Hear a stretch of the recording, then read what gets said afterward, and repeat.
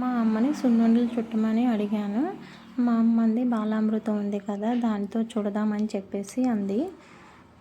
ఒక గిన్నెలోకి బాలామృతం పిండిని అయితే తీసుకోవాలి. నెక్స్ట్ ఇది మా ఇంట్లో చేసిన గీయేనండి. ఇట్లా సిమ్లో ఉంచి స్టవ్ మీద కరగబెట్టుకోవాలి. ఫ్రెష్ అనమాట, మంచి స్మెల్ వస్తుంది. నొరగ చూసారా భలే వస్తుంది.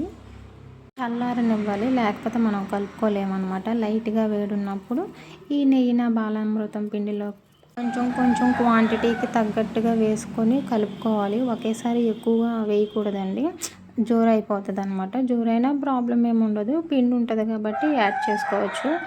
సో అట్లా అని ఎక్కువ అయిపోతుంది అనమాట. తగినట్టుగా యాడ్ చేసుకోండి. కొంచెం ముద్దగా వచ్చేంత వరకు నెయ్యి యాడ్ చేసుకుంటే సరిపోతుంది. లడ్డూస్ లాగా అవుతాయి అన్నమాట. అమృతం పిండిలో లైట్గానే షుగర్ ఉంటుంది కాబట్టి ఇంకొంచెం ఎక్కువ స్వీట్ తినేవాళ్ళు 1 కప్పు షుగర్ కూడా మిక్సీ పట్టి యాడ్ చేసుకోవచ్చు. మేమైతే తక్కువే తింటాం కాబట్టి మేము యాడ్ చేయలేదు, స్కిప్ చేసేసాము. చూడండి మంచిగా వచ్చాయి అన్నమాట. బాలామృతంతో లడ్డూస్ రెడీ అన్నమాట.